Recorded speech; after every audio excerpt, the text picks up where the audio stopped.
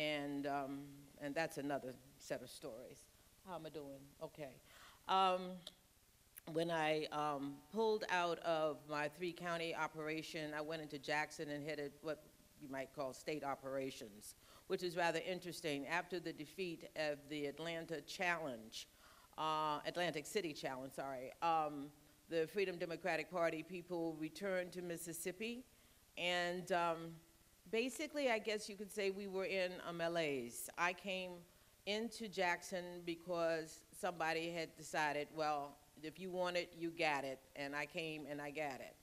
And we used, a Polish girl, Marianne Shapanko, and I ran back to back. We ran that state system for about a good 6 or 8 months. It was very, very tough. We had almost no money. We had a landlord who was very kind to us. We had a front door that was constantly getting kicked in one way or another. We had people meandering through the office, stealing things one way or the other. And they weren't all just black kids. I mean, we had the Mississippi Bureau of Investigation was in there just as much as anybody else. And it was just Marianne and me holding it down. Twice or three times a day, one of our jobs was to call our projects to find out what was going on and to be able to report it to Atlanta, that in turn reported it to Washington, D.C. And at some point, I just called that the death watch, because all I was getting was who was dead, who was missing. And they weren't necessarily people who were involved in the movement. Sometimes they were people who, by happenstance, got snatched by a Klan-like activity. Mississippi remained a very hostile place throughout the time that I was there, and I think I'm pretty much at the end of my communication. Thank you.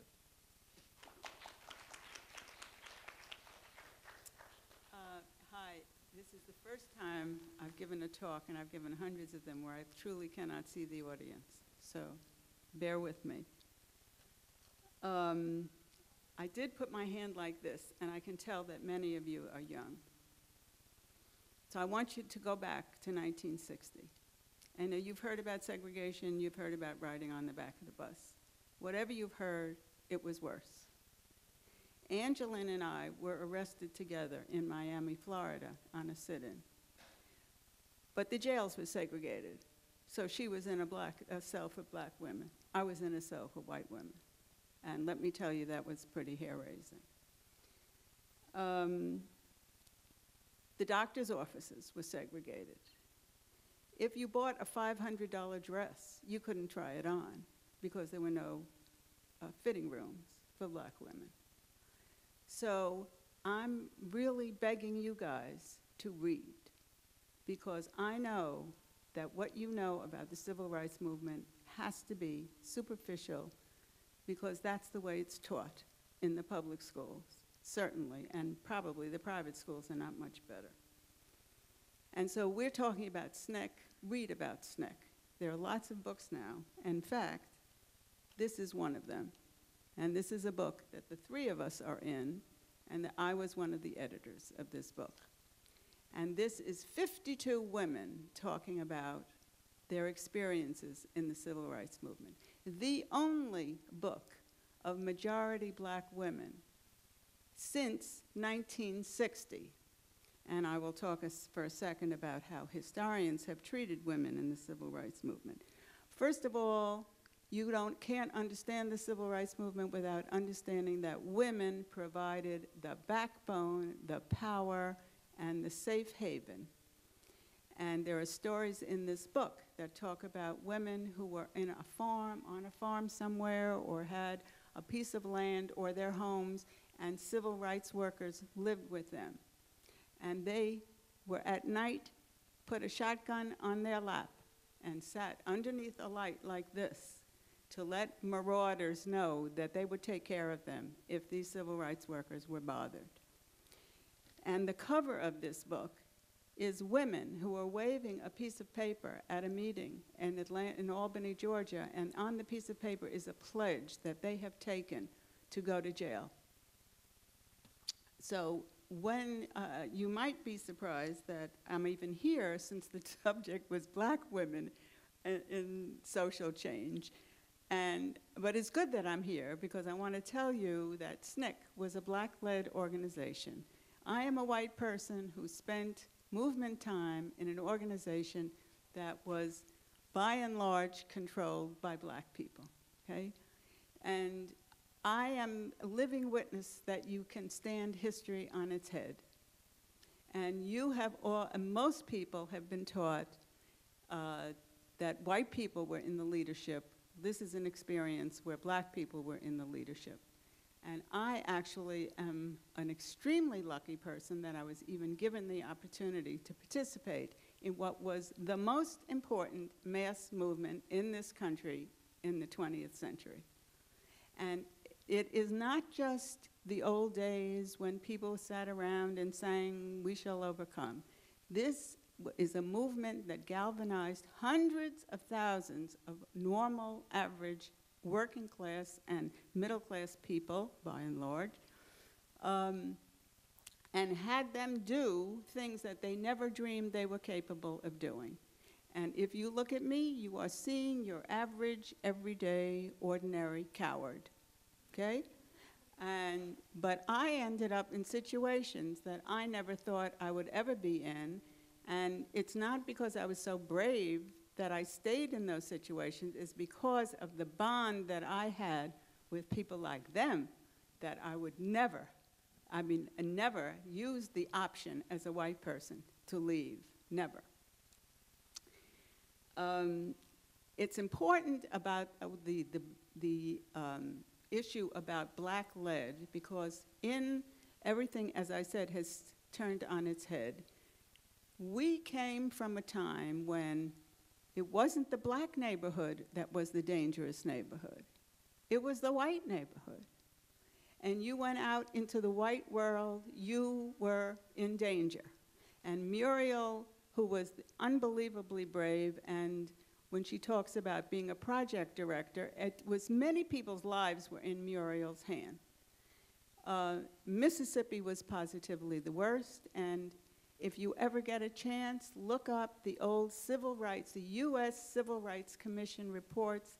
Dr. Adams is here, he can help you find that, and you will see they go down in Mississippi county by county, and there's a black majority county, and you know how many people are registered? One.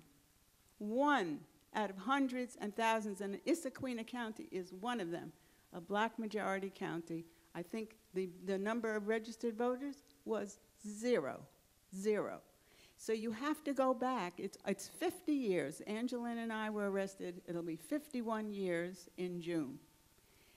In those 50 years, things have changed, but don't let anyone take away this history from you. If you're a white person, it's your history. If you're black, it's your history. Because they can take away your iPads and your iPhones and your iMacs, but they can't take away what's in here. And what's in here is going to depend on seeing films like this, reading books like this, talking to people like us, and then it becomes your history. So I just wanted to say a little word, I don't know how I'm doing, okay, about the book. Oh, I should really say about me, a little bit about me. I'm a native New Yorker. I went to Music and Art High School. I went to Queens College. Fortunately for me, I came from a left family, Jewish immigrants. And I actually knew something about black history because in the left, you actually learned something about black history. So when February 1st happened, when we're only 4 or 5 days away from February 1st, which I personally think should be the holiday that the United States should celebrate, I was totally staggered, you know, at the sit-ins that were happening. And the sit-ins, you know, this is without having internet and faxes and blah, From February 1st to in the next 6 weeks, there were sit-ins everywhere in the South, every state. Hundreds of cities had sit-ins. And what were the sit-ins about? It was against, you know about segregation at the lunch counters, but do you realize that it was legal segregation? All of those laws that sitting in the back here and the back there and not getting into Woolworths for a crummy hamburger was on the books. That was legal. And so what you were doing when you were fighting for human rights was illegal, okay? That's a concept that I don't think that has really been taught.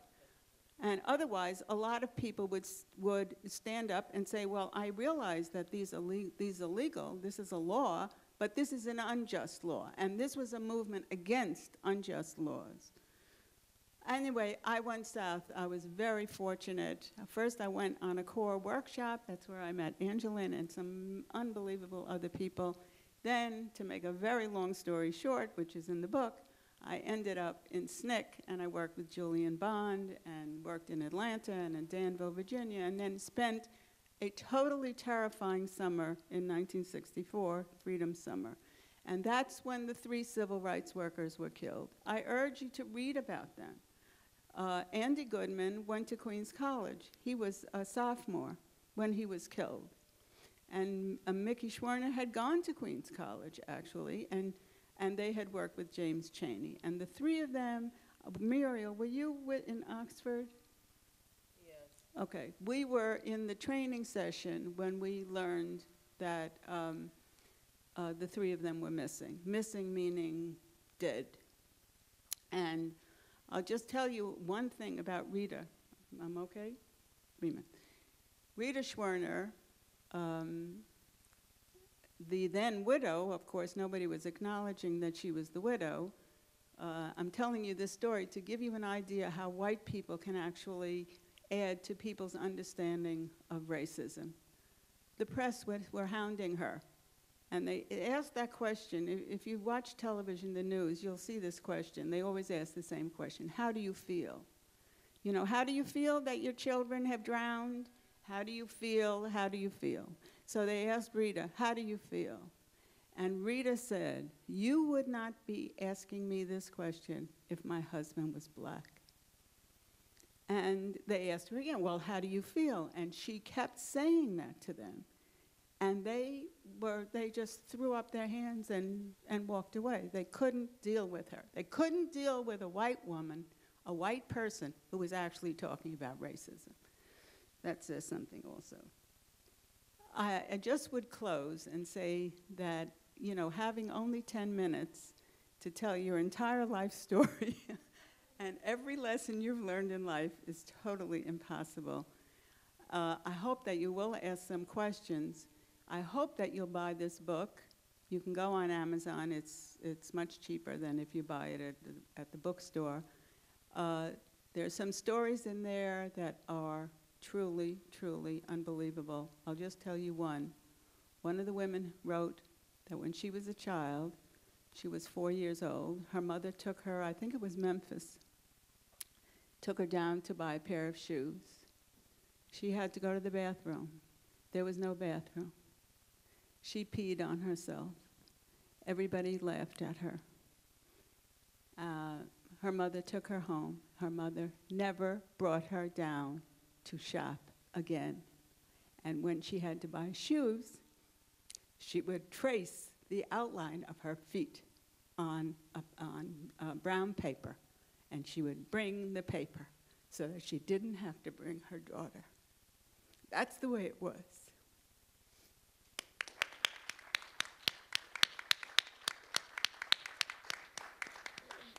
We're going to move to the question and answer segment of this discussion, but if we could just give our panelists another round of applause.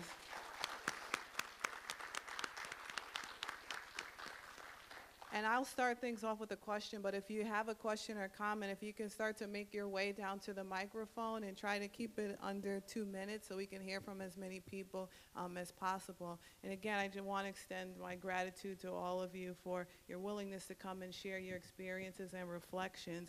I just wanted to ask a question. There are some scholars as well as lay people who, looking back on the civil rights movement and looking back on the women's rights movement, have been very critical of the leadership in both. They've oftentimes argued that the civil rights movement didn't focus enough on women's issues or to permit women in leadership roles, as some of you have already debunked. And then some have argued that the women's movement didn't address issues of race. If you could just speak to that, your response to those criticisms based upon your experiences working with social justice issues. Well, okay. I will say that SNCC was an organization where you worked where you could work best. If you were good in the office, that's where you worked. If you wanted to work out in the field, you wanted to try your hand, then come on, you know. But it wasn't a place for anybody who was going to be timid, because in the middle of a crisis, you had to stand your ground. And so that was my experience. In one of the subtexts of what you were talking about was whether or not women were oppressed in the movement. And I will say to you that my experience was very clearly in SNCC, I was not an oppressed person. Okay, I took everything on coming my direction. We had meetings that went on forever. Everybody could talk. Everybody was required to listen and be respectful, whether the person could speak perfect English or whether or not they could just barely get out a sentence. You had to listen, and you really had to understand what they were saying. Part of that had to do with the fact that every time we met, you did not know who was not going to be there the very next time. And whatever you were proposing to do programmatically had a direct effect on whether somebody might live or die. So everybody was basically an equal among equals. I don't care what you have heard from any other source. Now, the women's movement, and I'll just speak to it very briefly in terms of my experience in New York, grew out of some things that actually had occurred in SNCC. Okay, and I will say that these were permutations of people who wanted to move in another direction. It wasn't that movements ignored these other issues. It was where you were going to focus. You only had so much time, and you only had the capability of delivering X at a certain point in time, so you couldn't cover the waterfront. We didn't cover class, we didn't cover color, we didn't cover a lot of things. But what we did bring to the fore was the right of people to vote. One man, one vote. That's worldwide. I don't care where you go. You know, they said the same thing in South Africa. They said the same thing, I don't care where. One man, you hear the same thing in the Kremlin right now. One man, one vote. You count my vote. And that was for us, you know, our death. I mean, our knell, sorry. And I think also, when we look back on, you know, what we did and the discipline that was adhered to within the movement, it's very different from, let's say, Occupy Wall Street. For instance, nonviolent training went on in every single city, every single state. You had that training. You were seeing it on the film here where we were role-playing with each other to prepare us to go down to whatever demonstration, you know, whether it was a picket, whether it was a sit-in, whether it was the freedom rides, whether it was, you know, going to try to register people to vote, because your life was in danger no matter what, okay? So you had to be very, very disciplined in order to go on any kind of demonstration in the South. And that is something that Occupy Wall Street has not been able to master. There's a lot of senseless arrest, misguided screaming and yelling at the police, taking up, let's say, empty parking lot. You see it over there, empty space, and just because you're having a demonstration over here and it's an empty space over there, now a group of people say, I'm entitled to that, so 20 people go over there and they get arrested. It has nothing to do with what they're trying to accomplish. Now, they have created a conversation in this country about the 99%, the 1%. They've created a business of, you know, the banks, what Wall Street did to us, You know, we had that conversation, okay? But at this moment, unless they refocus and really focus on what it is they want us to do, I don't see that Occupy Wall Street is doing very much for us at the moment. I just want to add something about sexism. I have a slightly different take about this. In 1960, this was a sexist country, capital S. There is a program, I understand, called Mad Men. I have Mad Men on television that's very popular. I've never watched this show, but apparently it shows sexism in action in the 60s. We were supposed to look like Jackie Kennedy. We were supposed to have a big head, bouffant hair, and very short skirts and skinny legs, and we were supposed to look like a child, because that is the body of a child, is large head, small body. And we were, the country was deeply sexist.